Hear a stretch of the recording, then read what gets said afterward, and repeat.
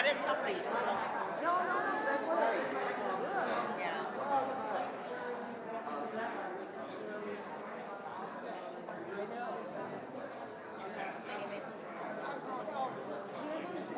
Hello, hello.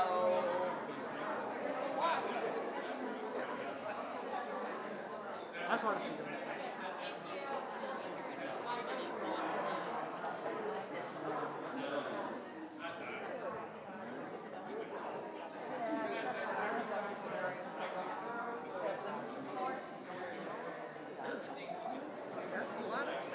That is, no wonder they limited it.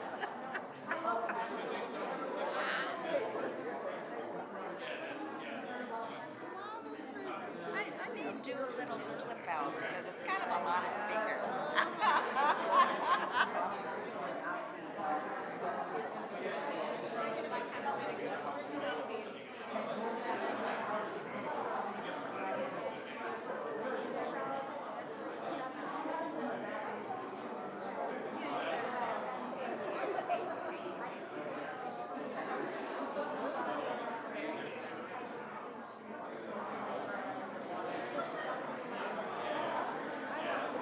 Sometimes I think I have a business notary.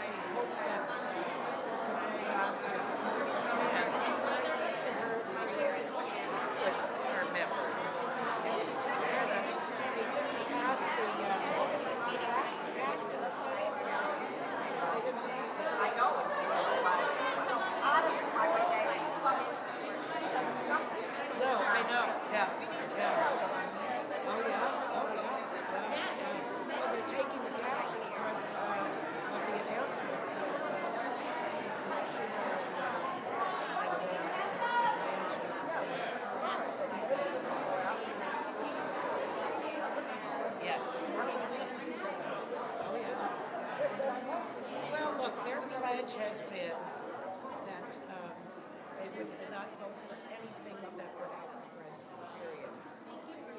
That doesn't help. No, it doesn't. It doesn't. Yeah. He's still in. Hello, everyone. Good morning.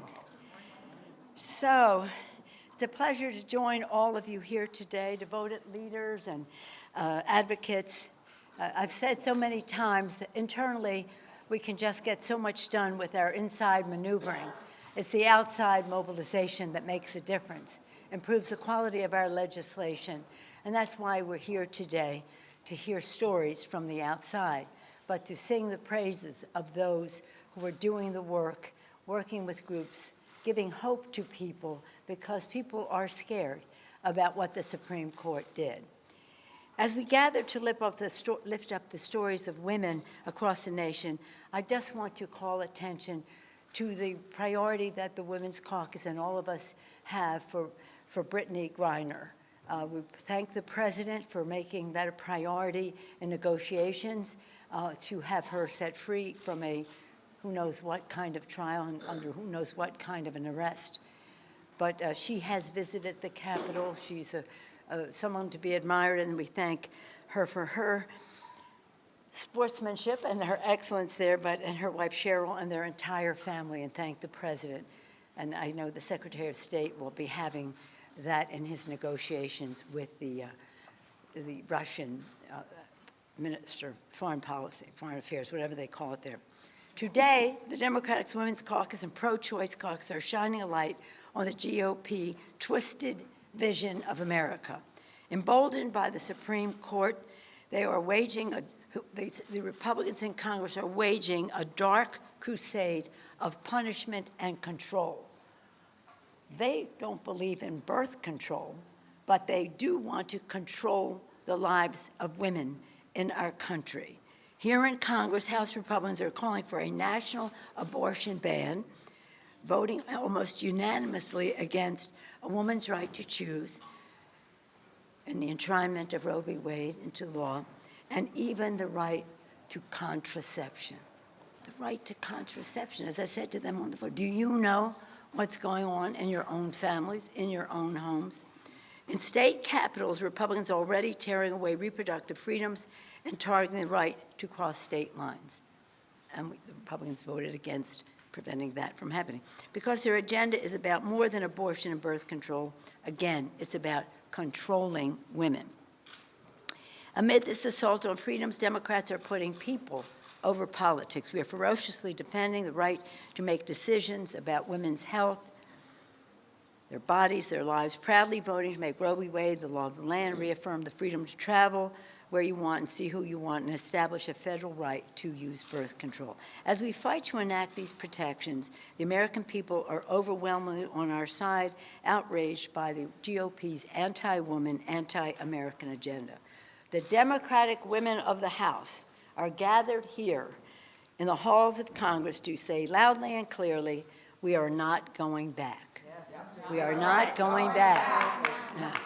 So our purpose here is to share stories. Allow me to share a story from Physicians for Reproductive Health and thank them for their leadership, about a doctor who encountered a young patient just 13 years old. This little girl had been assaulted by her mother's boyfriend. By the time her mother discovered the abuse and sought out care, the girl was 23 weeks pregnant. The doctor looked at this child wearing a Mickey Mouse sweatshirt, little girl, and later said she could not imagine going through such a trauma, only to be told, you must deliver this baby. This is the kind of unimaginable pain Republicans want to inflict across the country. Just think of that family. Just think of the abuse of that child. Just think of the complicity of the Republicans in Congress in that abuse. It's now my honor and privilege to yield to the Assistant Speaker, Catherine Clark. Thank you. Thank you, Madam Speaker, and what an honor and privilege to be with my colleagues from the Democratic Women's Caucus. We are fighting for freedom for women and people of this country. And I want to share Kate's story. Kate was elated to find out that she was pregnant. But then she learned later on in her pregnancy that her baby had a catastrophic brain malformation. Her baby, if it survived birth, would never walk, talk, swallow, or be able to support its head. She asked, what would a child like mine be able to do? And her doctor replied, would my child be able to sleep? And the doctor replied, children like yours are not comfortable enough to be able to sleep. If Kate's baby survived birth, her life would be short and excruciatingly painful. So Kate and her partner made the decision, their own personal decision, to have an abortion. This decision was made from love, to protect this future child of theirs from a life of pain. But because of restrictive abortion laws, Kate was forced to travel 2,000 miles to receive the care she needed. And even though her insurance covered abortion, they denied her claim because she had gone out of network for the procedure. Kate is one of millions of women who have had to leave their home state, take time off from work, and pay thousands of dollars out of pocket to receive health care. This is unacceptable. The Republicans' extreme agenda will only make Kate's story more and more common. That's why House Democrats will keep fighting for your freedom to make these most personal decisions. This is about people over politics. And now it is my pleasure to yield to Representative Barbara Lee.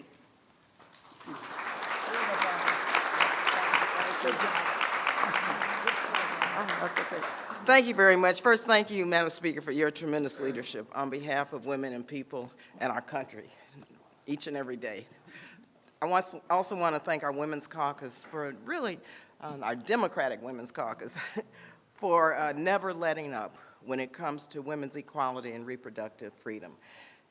Countless people across the country will now have to fear jail and retribution for making their own decisions about their body. And we know that these laws will disproportionately impact Black people, people of color, and low-income people. And people of color know what it means to be subjugated to unjust laws. And so we must tell these stories to highlight how this radical agenda is just not legal jargon, it's impacting lives. AD, those are her initials, she's a 35-year-old social worker and doula. The soonest she could be seen after a positive home pregnancy test was a week out, which put her at 8 weeks. She said that she felt guilt and shame as this decision was intended to be. And she emphasized, and she said that when she ran into all of these roadblocks, she said it's important that we understand that this is cruel by design. Then there was Lauren's story.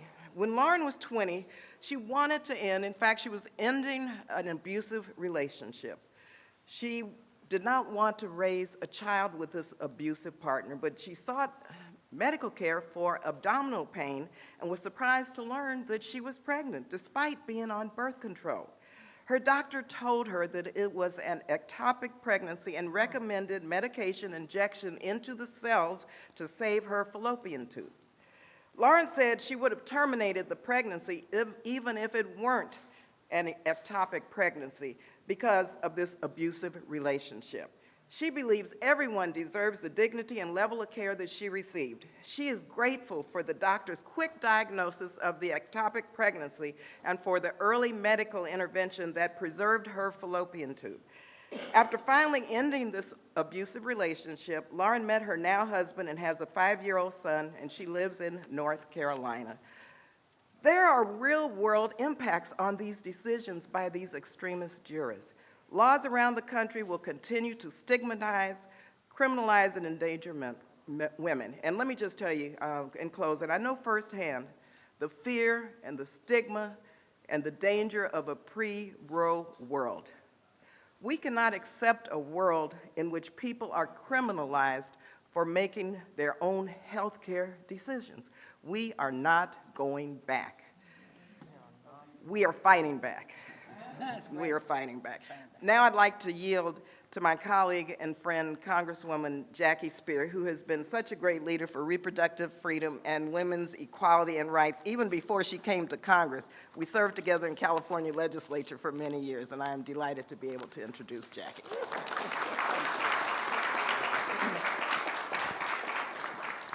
Thank you, Madam Speaker, for your fierce support for women's autonomy of their bodies. Thank you to my great colleagues who are here, and thank you to Congresswoman Lee. Let me be clear. Women are not chattel. They are not vessels for men's needs to convey power or confirm manhood. I'm going to read from a constituent letter. She wrote, "I've served in special education for 40 years. In my years of service, I've known women and girls under 14 who were sexually assaulted primarily because of their disability and age, made them very easy targets. These victims included those who were blind or wheelchair-bound or with a severe learning disability or intellectual disability. One teen I knew with intellectual disabilities was raped 3 times before she was 16. Some didn't even have the understanding or language facility to know what was happening to them or to identify the attacker later on. Their immature bodies, prescribed medications, or other health conditions would have made it unlikely that any of them would have been able to carry a baby to full term. Or if they had, it would have likely resulted in their suffering permanent internal damage. We are absolutely unprepared for the substantial increase in services that this loss of reproductive health care will result in. No one, including the legislators and justices celebrating the seismic, far-reaching decision today, will have the resources nor the bandwidth to deal with the unthought-out consequences of this reckless decision tomorrow. My constituent is exactly right. These legislators did not think. These justices did not think. They did not think about the rape victims or the teenagers who aren't ready to be parents or the moms who want to be able to take care of the children they already have. They didn't think about the women experiencing miscarriage, as I have, who will die waiting to get sick enough to be offered life-saving care, or the profound trauma women will experience being forced to carry a pregnancy to term, sometimes only to deliver a stillborn baby. They weren't thinking, or they simply did not care. There's no humanity in any of this. All patients deserve the right to abortion care. It's our bodies, not theirs. It's now my distinct pleasure to introduce one of our new colleagues, the powerful Melanie Stansberg.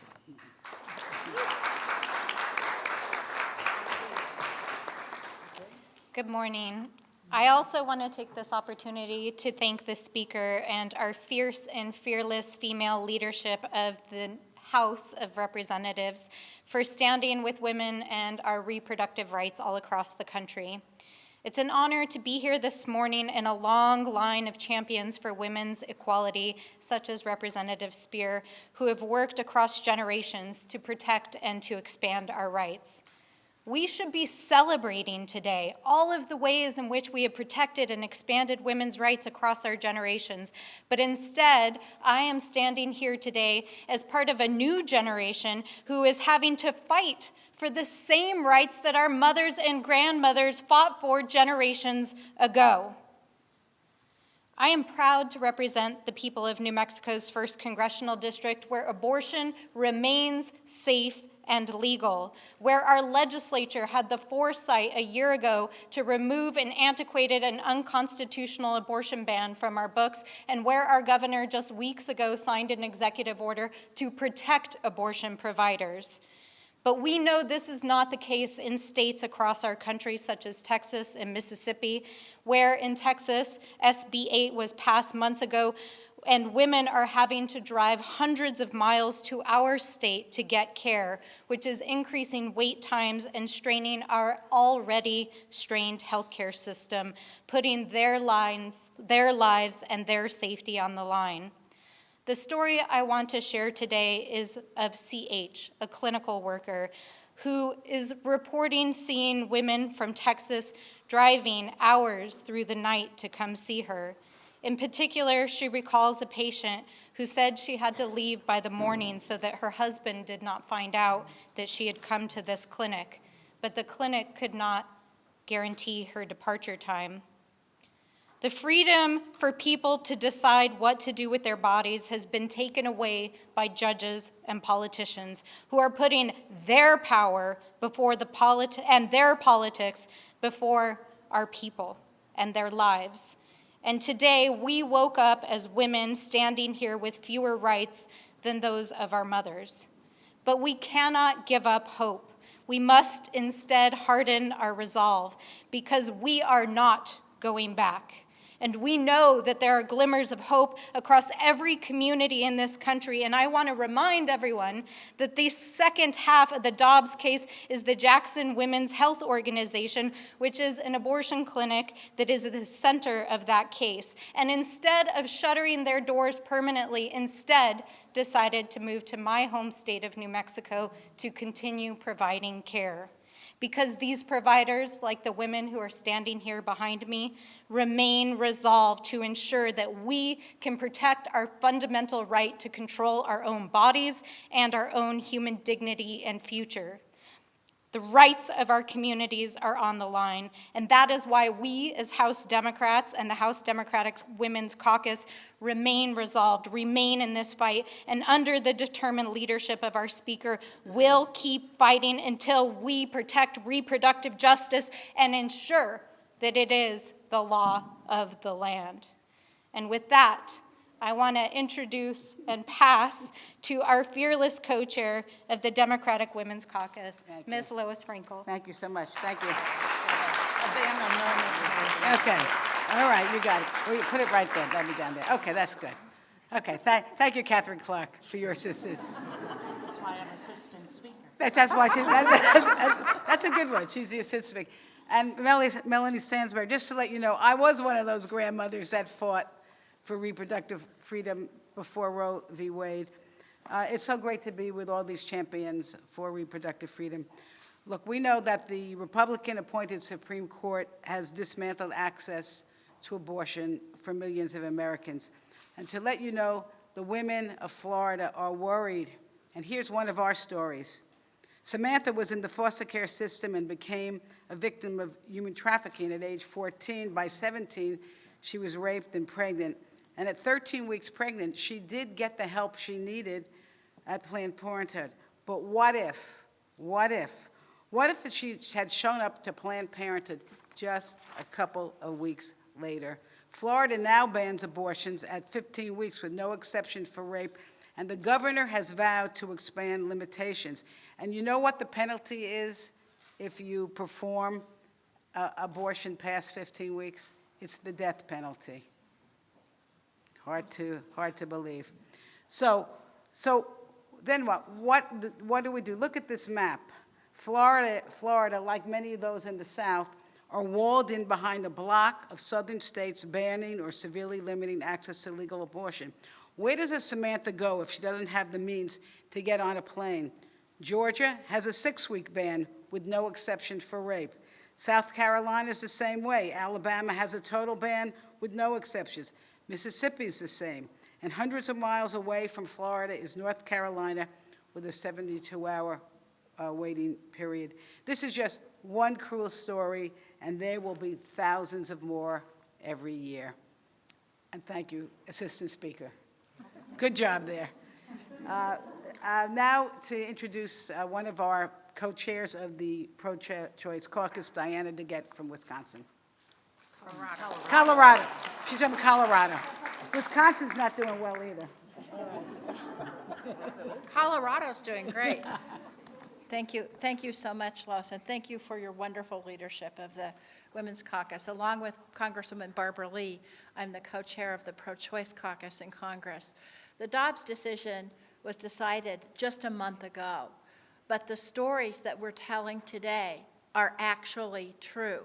How could this happen so quickly?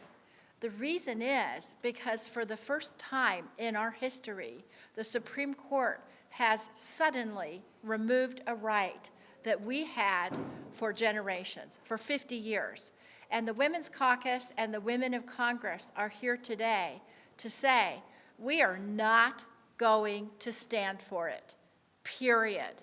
We are going to work every day between now and November and beyond to make sure that my daughters and my new little baby granddaughter, Eva, have the same rights that I had growing up. And that is what we're here today to talk about. I want to tell my own story, which is a story that is all too familiar. All of you have heard the tragic story about the 10-year-old girl who was the victim of rape, who was denied abortion care. And that's the nightmare scenario some of us feared would happen if the Supreme Court reversed Roe versus Wade. But since then, we've heard heartbreaking accounts of healthcare systems, including in my own state, which has solid pro-choice laws. But because of people coming in from other places, the healthcare systems are overwhelmed. Patients are being denied care, and women are being forced to carry unwanted pregnancies to term. In Texas, a woman who was denied treatment for a miscarriage under her new state's abortion law was forced to carry her dead fetus in her womb for 2 weeks. Another woman who had survived a sexual assault chose to be sterilized after the state's new abortion ban took effect so that she wouldn't be forced to give birth to a rapist baby just in case she ever got raped. I ripped my organs out, the woman said. It's sad that I can't have kids, but it's better than being forced to carry a child. In Louisiana, a woman who was experiencing a miscarriage was forced to deliver the fetus in a painful and traumatizing labor and delivery after she was denied what would have been a routine 15-minute procedure. Telling her she would have to be induced and pushed out the fetus was one of the hardest conversations I've ever had, her doctor said afterwards. In Texas, doctors worried about violating their state's abortion ban are now delaying care to patients with pregnancy complications until their lives are, quote, in danger to protect themselves from being sued. And in Ohio and elsewhere, doctors are now reporting that they are routinely consulting lawyers before they proceed even routine medical procedures.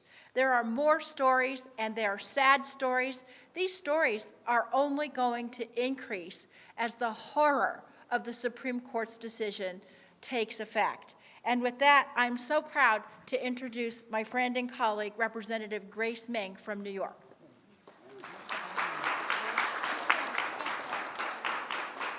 Thank you so much to Congresswoman DeGette for your leadership. The Supreme Court's decision to overturn Roe v. Wade left women across the country in a perilous situation.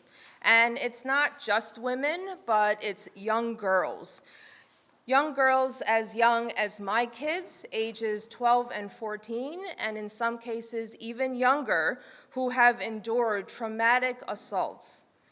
As a parent of two tween boys, I know, as much as I love them, that it's difficult even to see that, watch them make sure that they're making smart decisions about whether to play basketball or video games versus doing their homework. And I know that at their age, and especially even younger, that they would not be ready to be a parent. As a member of Congress from New York City, I'm fortunate to represent a state that has moved to protect a woman's right to choose and not to take it away. I've heard so many stories from individuals across New York City who are incredibly thankful for the fact that they still have access to such critical healthcare options. Today, I want to share with you a story on the importance of access to abortion care. This story is from Danielle from New York City. I was 23 years old when I found out I was pregnant for the first time. I was less than a year out of college and living paycheck to paycheck with my then boyfriend. While I loved him, we had a toxic and sometimes abusive relationship. And that positive pregnancy test removed our rose-colored glasses. We realized abruptly that our relationship was not sustainable, that neither of us were happy, and that there was no way we could raise a child in that environment together, or in a way that would be best for a child. So both of us knew that terminating the pregnancy was the best decision we could possibly make for ourselves and for the child. We lived in a state where I didn't have to endure a mandatory waiting period, drive thousands of miles to a clinic, or go through mandatory counseling. Instead, I made an appointment at our local Planned Parenthood 5 minutes away, walked into a safe, caring environment, had a surgical abortion, and walked out of that clinic with my body, my freedom, and my future back. A week later, my boyfriend and I broke up. And 6 years later, I was pregnant again. This time, I was in a happy, healthy relationship. I was financially stable, and I knew I was ready, willing, and able to be a mom. I walked into another Planned Parenthood, and for the first time, had someone tell me that I was going to be a mom. My abortion is why I am the mom I am to my now 3-year-old son. My abortion is why I have a loving relationship with a man who is kind and supportive. My abortion is why I was able to fulfill my childhood dream and become a writer and editor in New York City. I now yield to our leader, co-chair of the Women's Caucus, Brenda Lawrence.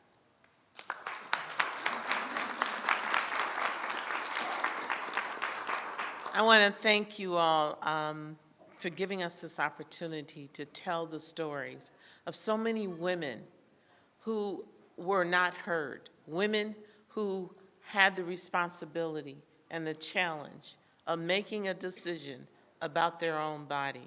I am proud to be the co-chair of the Democratic Women's Caucus, and I stand here with my co-chairs to today stand in strong support of continued service for abortion and reproductive health care nationwide. Access to abortion care is incredibly important, no matter who the person is or their circumstances. I like to tell the story of Colleen, a fellow Michigander, made the choice to have an abortion when she was 20 after being raped. I want you to think about that word rape. If you can even put your mind around you being forced to have a sexual relationship with no right of saying I want to or not, most of the time very physically abused, and then to learn growing in your body is the result of a violent attack. I want you to know that she remembers walking through the angry picketers and wondering if they knew how I became pregnant, would they still yell at me and insult me? If they were in that room when I was being abused, what would they say to me? So when Colleen found out about her pregnancy, the choice was not difficult for her. And she says, and I quote, "I saved my life, and I hope it will continue to save others." I want to thank Colleen for allowing me to share her story today. And I want to close with this. It's my body, and it's my decision. It is my body, and it is my decision. A woman's fundamental health decisions are hers to make, not a man, not a politician. It is hers to make. With her ability to consult with a doctor, her loved ones, and I will say it, and her God. This is her decision. And to be dedicated, we're standing here today for fair right of any human being. We have not talked about men having vasectomies. We have not talked about men getting Viagra. And I think there should be equality. If we continue down this road, let's, as a Women Caucus, debate when a man can have a vasectomy. When can a man get his Viagra? If you want to talk about my contraceptives, I bet there will be a lot of men running from the room. I am so proud to yield to my vice chair of the Women's Caucus, and that is Representative Veronica Escobar.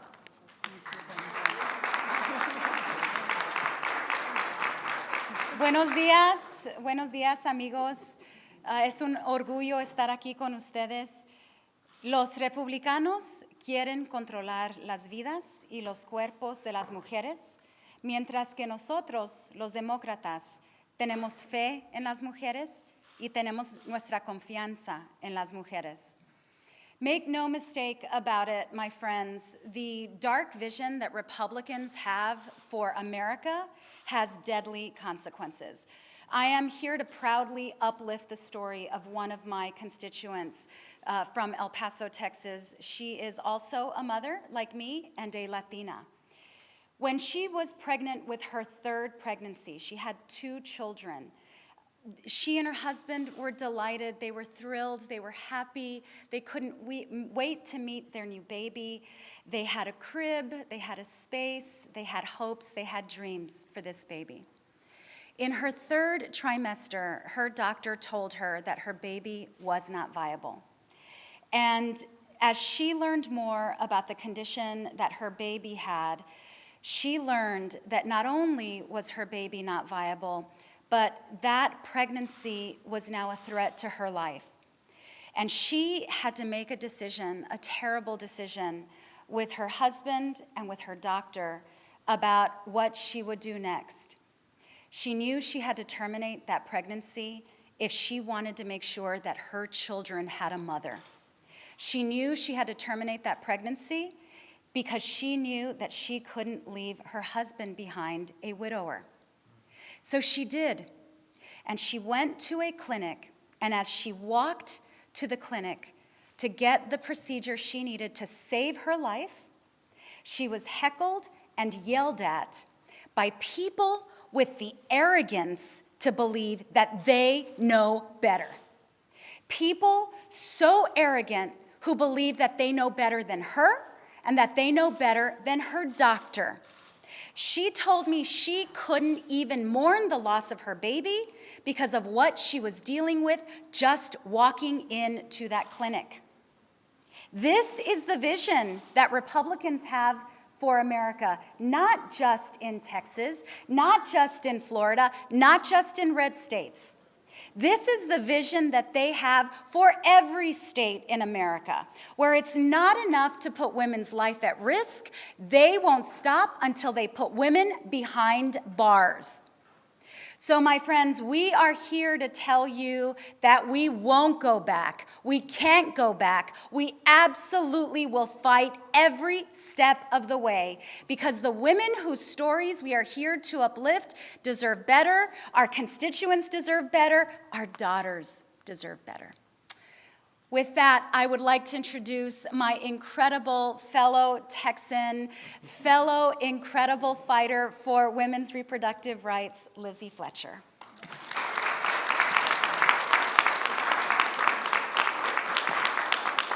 Thank you so much, Veronica, for your inspiring and important remarks about the moment that we find ourselves in right now. And thank you to Speaker Pelosi, Assistant Speaker Clark, the Democratic Women's Caucus leadership, the Pro-Choice Caucus leadership, and pro-choice advocates who are with us here today for being here to share these incredibly important stories that every American needs to hear and needs to know and needs to understand the very real threats and consequences of the extreme laws that are being passed criminalizing abortion care and criminalizing those who care for people who have abortions.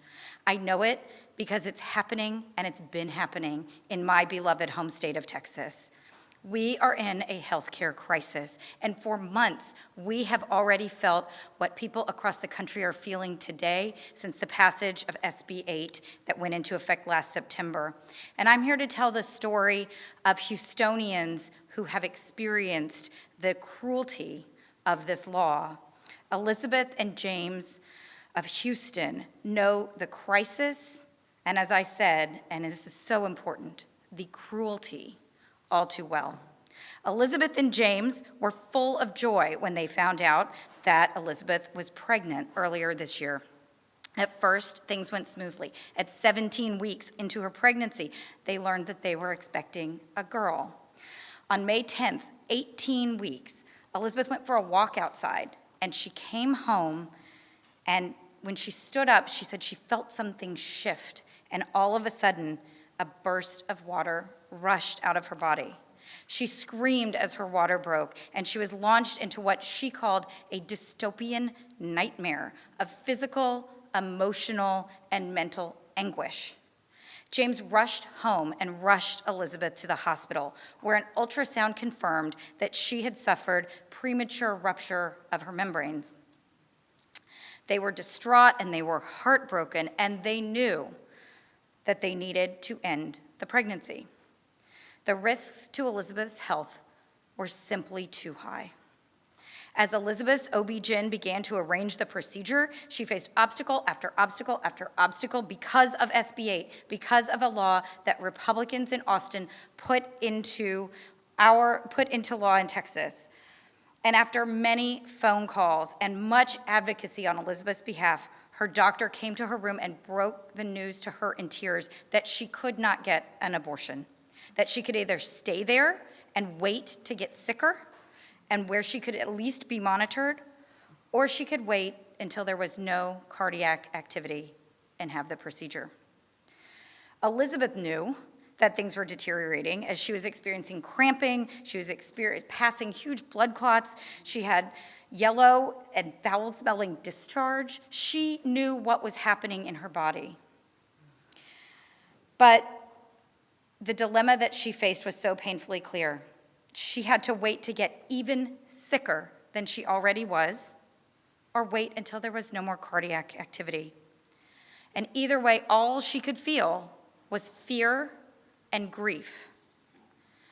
4 days later, 4 excruciating days later, Elizabeth gave birth to a stillborn daughter. Elizabeth and James mourned. Elizabeth and James were angry. Elizabeth and James were in pain.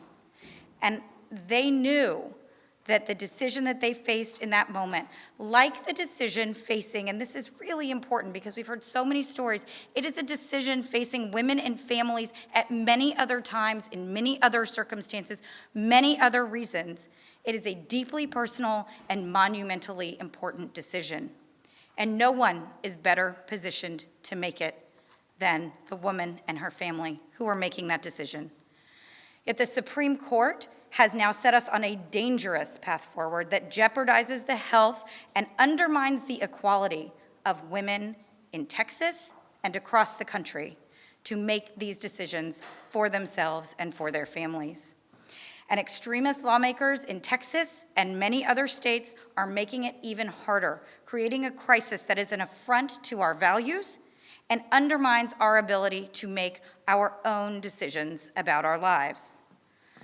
But lawmakers here, who I am so proud to stand with this morning, will continue to respond to this crisis and to move us forward to protect the rights of all Americans to make their own decisions and to protect the health, privacy, dignity, and autonomy of women across this country. Thank you for being here to hear these stories.